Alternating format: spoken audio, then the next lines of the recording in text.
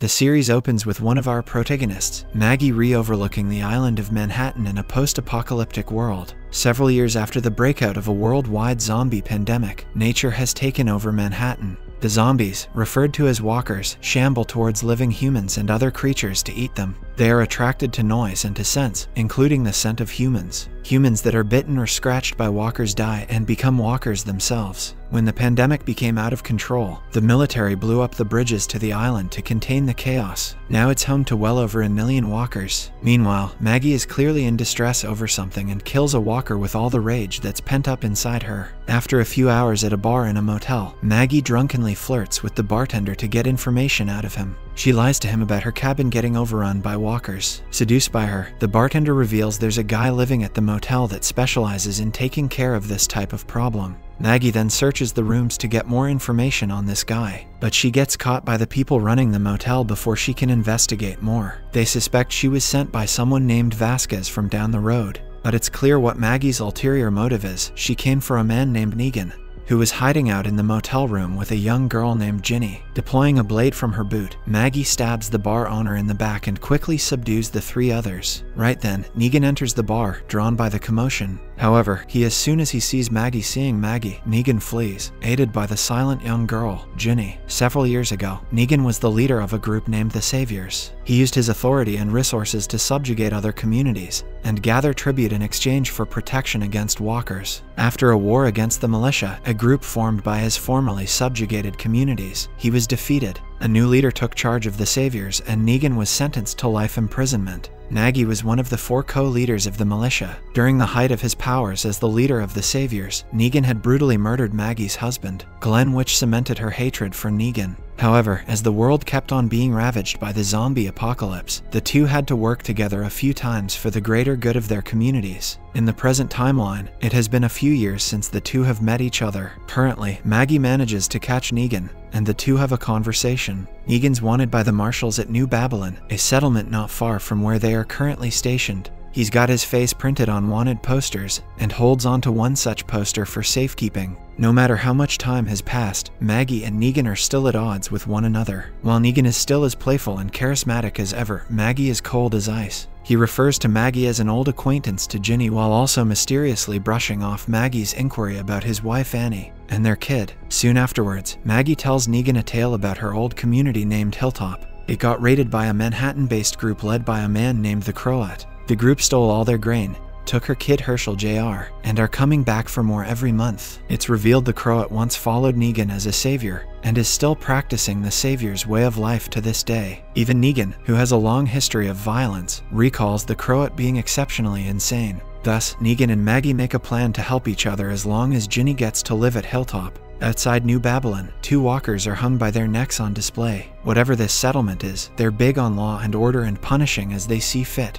The settlement is on the way to Hilltop's relocation, which Maggie reminds Negan is partly his fault because he helped the Whisperers burn it down. After a while, Negan recites the story of how he met Ginny. About a year ago, marshals were snooping around a farm where Negan was working, and Ginny asked to travel alongside him. The girl hasn't spoken since finding her father as a walker, and it was clear that he was killed by humans. To keep her safe, Maggie has a Hilltop resident take Ginny back to their relocated settlement. That night, Marshals Pearlie Armstrong and Grits, along with Marshall in training Jono, search the motel and its bar for Negan. New Babylon seems to be a place where prohibition is at large, as the residents hide any signs of alcohol, gambling, and prostitution. It's revealed Negan's wanted for murdering 5 people in cold blood, and will be executed for his crimes. After some gruesome torture by the marshals, the owner tells Pearlie about Negan and Maggie's encounter. Despite her compliance, Pearlie still kills the owner for aiding and abetting. Outside, Pearlie finds a map which Maggie had accidentally dropped earlier. This helps him lead straight to Maggie and Negan in Manhattan.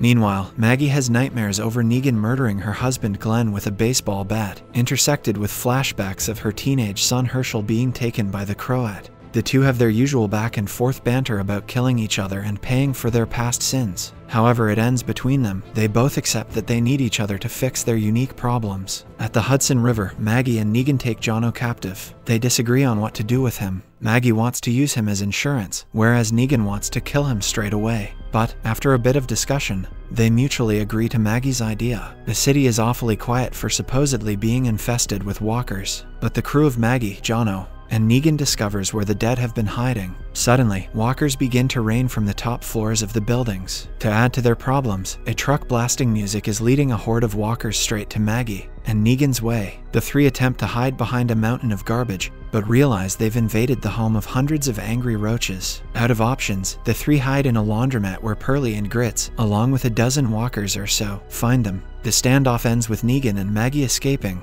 Jono getting shot by Pearlie, and Grits joining the walker horde. As Maggie reckons with her actions conflicting with her morals, Negan seems intent on discovering how far Maggie will go to find her son. It's only a matter of time before they begin to look at each other like a mirror image, even if Maggie keeps reminding him that Negan's past will never be forgiven. After the scuffle at the laundromat, the two hide out in an abandoned building to collect themselves but are ambushed by a woman who may not be so friendly. Elsewhere in Manhattan, the Croat has a talk with a kidnapped Herschel. The captor tries to get Herschel to talk about Negan, but the teenager isn't budging. Before the Croat begins torturing Herschel, a young man covered in blood escapes from the Croat by zip line. The Croat cuts the rope, sending the victim to his death from 20 stories above. A few days later, an old woman, affectionately named Pigeon Lady, leads Maggie and Negan through the infected city, baiting them with their packs she stole. After making them climb up several floors in an elevator shaft, the duo have their first grounding with the zip line set up across the city. While it's a piece of cake for Negan, Maggie struggles a bit to make her way to the other building. When Negan offers a hand of help, she refuses. Maggie would rather dangle in the air over a swarm of walkers than admit she needs help from Negan. Of all people, Ginny's not settling in well at Hilltop's new location.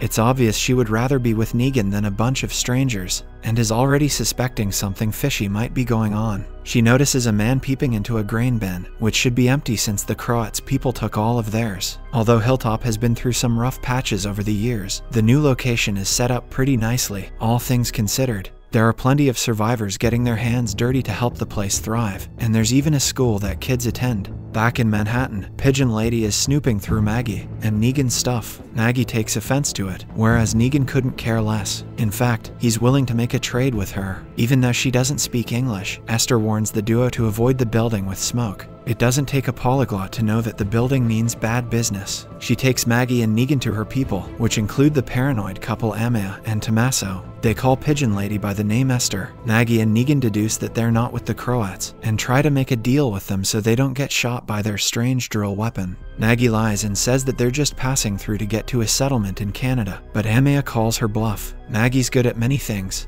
but lying has never been one of them. As another survivor, Luther, searches their bags, Maggie and Negan get a glimpse at Amaya and Tommaso's mini community. Despite being hunted down by the Croats people, it's not a bad setup. Back at New Hilltop, Nina tries to get Ginny to open up to the possibility of a new home. She's not entirely objected to it, but she's not thrilled about it either. In a flashback, Tia glimpse of Maggie's mother is revealed. She takes a stern but loving approach to reminding Herschel that skipping out on weapons training isn't going to fly. But being a teenager, Herschel gets easily irritated. He has a nasty attitude and is entirely insecure. Back to the present, Negan gives a lengthy monologue about his connection to the Croat. Long story short, Negan took in the Croat, who had been through some tough times, and he felt safe at the sanctuary. But Negan ended up just awakening the monster within, while also denying that he himself was a monster 24/7, and the Croat became the sanctuary's #1 torturer. The Croat once tortured a girl in an instance that Negan thought was taken too far. Negan tried to kill him for it but missed the shot. Now, the Croat is a loose cannon in Manhattan. Having lost Maggie and Negan, Pearlie visits the home of her relative, Joel Armstrong.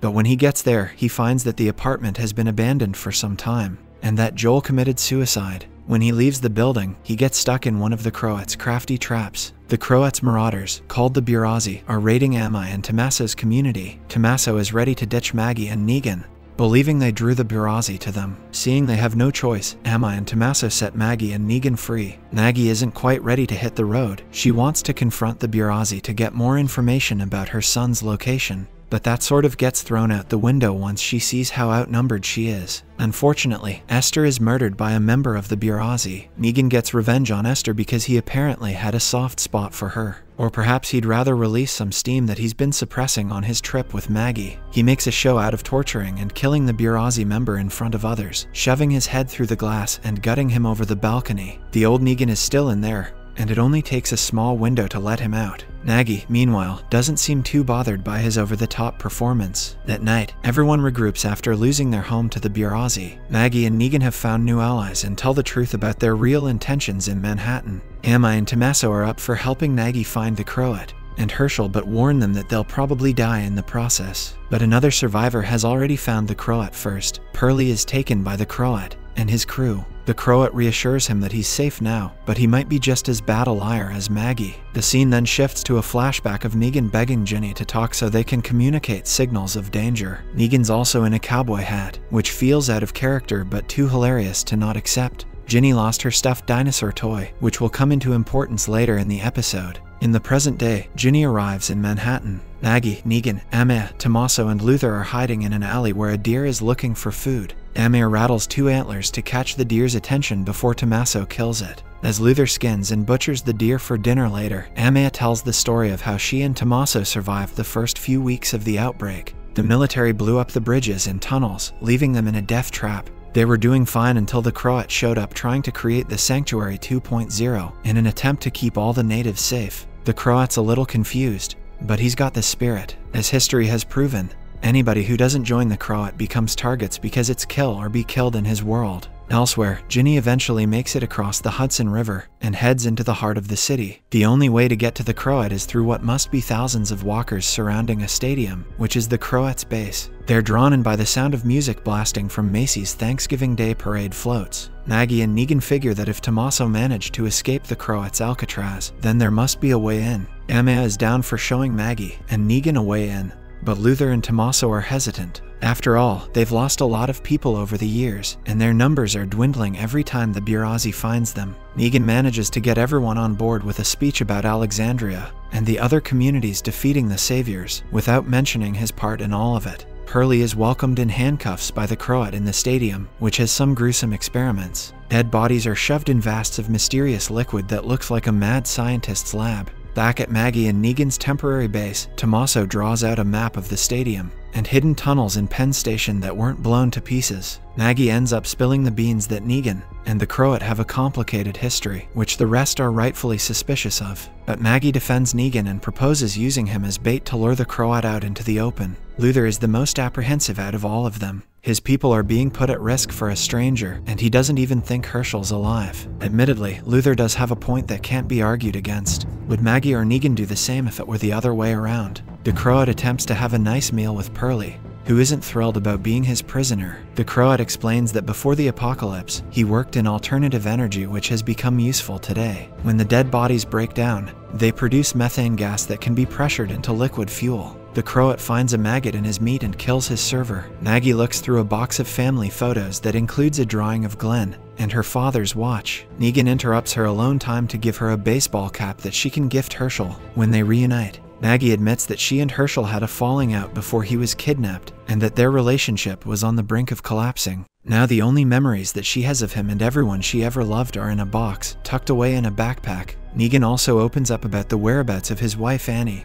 and son Joshua. A few years ago, Annie was robbed and beaten in New Babylon. As revenge, Negan killed all 5 of the perpetrators, the same 5 people he's wanted for by New Babylon marshals. Being on the run after the incident was hard for Annie, so Negan sent her and Joshua on a wagon train to Missouri and stayed behind. Ginny finds herself surrounded by walkers in the city and drops her dinosaur toy. A lone survivor picks up the toy and puts it in her pack before Ginny can retrieve it. At night, the group gathers for dinner in a ceremonious fashion. Meanwhile, the Croat eggs on his people as he referees a zombie cage fight for Pearlie. Some of his people inhale the methane produced from the dead body of one of their fallen comrades, and Pearlie is forced to do the same. The gas causes a hallucinatory effect that basically gets him high, which isn't exactly the state of mind one should be in as they're about to fight a walker. While chained up, Pearlie ends up winning the fight using sheer intuition and exceptional timing. He digs through the walker's stomach to find the key to the handcuffs, setting himself free until he has to fend off more walkers with just his shoe. The Croat later congratulates Pearlie on putting on a good show. He reveals that at the onset of the outbreak, his family was killed in a post office while he was scavenging for food, which led to him meeting Negan. The Croat reads aloud a letter written by Pearlie's brother who was begging for help, and likely on the brink of suicide. To get him to stop reading, Pearlie reveals that he's following Negan to bring him to justice. Luther demands that Negan and Maggie leave after finding the new Babylon wanted poster Negan's been proudly carrying around. Obviously, this leads to a disagreement that ends with Negan killing Luther. The lone survivor from before, whose name is revealed to be Inwood, greets Amaya and Tommaso with open arms. Maggie discovers that she has Ginny's dinosaur and considers burning it as Ginny watches from afar. In the final flashback scene, Negan finds the dinosaur and teaches Ginny a whistling tone to use if she's ever in danger. Once again, the scene shifts to a flashback of Negan during his sanctuary era. He's sat at a table where it appears a feast is occurring, evidence of the unequal class structure the sanctuary was controlled by, and is drawing up a rough map of the building's defense system. One of his friends, Simon, warns Negan of a problem. Simon carefully suggests to Negan that he and other members of the sanctuary have been saying the Croat has got to go for some time. But before putting his name in as a replacement, the Croat tells Negan that the girl confessed to being a spy sent by Ezekiel. Simon tells the Croat off for killing a kid, which is hilarious considering Simon ordered the deaths of multiple boys at Oceanside. Hypocrisy runs thick at the sanctuary. Negan takes a good look at the dead girl, tied up against a chair and obviously having been tortured. In the present day, Luther has turned up missing. Negan keeps the fact that he killed Luther to himself for obvious reasons. He does suggest, however, that he probably took off. Tommaso agrees since Luther wasn't quiet about hating the plan. But Amaya is still worried. Negan expresses to Maggie that he's concerned when he meets the Croat again. It'll just bring up memories of the past. Right on cue, a harmonica starts playing. It reminds Maggie of a time when a Hilltop resident named Amos would play the harmonica non-stop, interrupting baby Herschel's sleep. When Amos left for a hunting expedition, she buried the harmonica in the ground and reminded Negan that he would have buried it somewhere way worse. The group heads down to the subway where walkers are trapped on the tracks. They make it to the Croat's hallway of torture rooms using Tommaso's secret route, but don't find Herschel there. It either means he's safe somewhere else, or his dead body is currently supplying the base's energy. Amaya makes a plan for Negan to bait the Croat out of the garage, while Maggie jump-starts a car to take him across the city. Meanwhile, the rest will kill all the Burazzi. At the Croat's base, he teaches a young woman how to use a DVD player in the control center, likely because she was born after the outbreak. She seems intensely afraid of him, despite her saying otherwise. He reassures her that he's proud to have watched her grow up into a strong protector over the years, and shouldn't fear him. He gives her a piece of candy before hearing savior whistles from afar. He smiles at the thought of it being Negan as if he's a young boy awaiting his father's return. Maggie chases after Ginny into the stadium where the rest of the group, excluding Negan, meet her. None of the Burazzi are there as intended because they're in the garage with the Croat and Negan. The girl in the control center puts the DVD in as she was taught, and it plays Proplicat See Zora in the stadium. The entrances to the stadium also begin to blow up, drawing in walkers from outside. The Croat saw the ambush coming from a mile away. He evacuates his people from the stadium as he hunts Negan down. Maggie's group fights off the walker herd as best they can but are losing fighters by the minute. The group slowly dwindles down to just Maggie, Ginny, Amaya, and a couple of others. They take shelter in the caged fighting pit as hundreds of walkers surround them. But as the prison era of The Walking Dead taught survivors, barbed wire doesn't hold dozens of formidable walkers for long. Maggie tells them to grab the padding off the edges of the fence, using them as shields in Captain America style. Tommaso somehow makes it out alive and leads Maggie, Ginny, and Amaya into the hallways. The Croat is still on the chase, and the two finally reunite with weapons pointing at each other, of course. The Croat tries to make a truce with Negan but doesn't help himself by bringing up Lucille. Apparently, he knows all about the war the Saviors lost to Hilltop, Kingdom, and Alexandria, and insists that if he was there, he could have prevented the damage Simon caused. Because in the Croat's mind, Simon out of all people was the mastermind behind the war. There's an indication that there was a passive-aggressive feud between Simon and the Croat for Negan's attention. The Croat doesn't want to kill Negan for revenge. He wants to work with Negan to create a new sanctuary. The Croat believes that Negan is here for Pearlie, to finally put an end to New Babylon's bounty on his head. He tells Negan that to free Herschel, the two have to have a conversation, to extend his friendship. The Croat throws Pearlie over the balcony, but Negan, being a reformed man, catches him before Pearlie falls to his death. The Croat is surprised by Negan's heroics, completely unaware of Negan's redemption. In the final scene, Maggie and the others try to escape to the sewers, even though it's too dangerous with all the dead bodies down there. Regardless, it's probably a better death than being torn apart by walkers in a claustrophobic room. Elsewhere, Negan tries to make a new ally with Pearlie as they now have a common enemy, but Pearlie is a man of justice who doesn't let up. Subscribe for more videos like this, turn on the notification, and leave 1,000 likes or 100 comments if you'd like us to continue part 2. Thank you.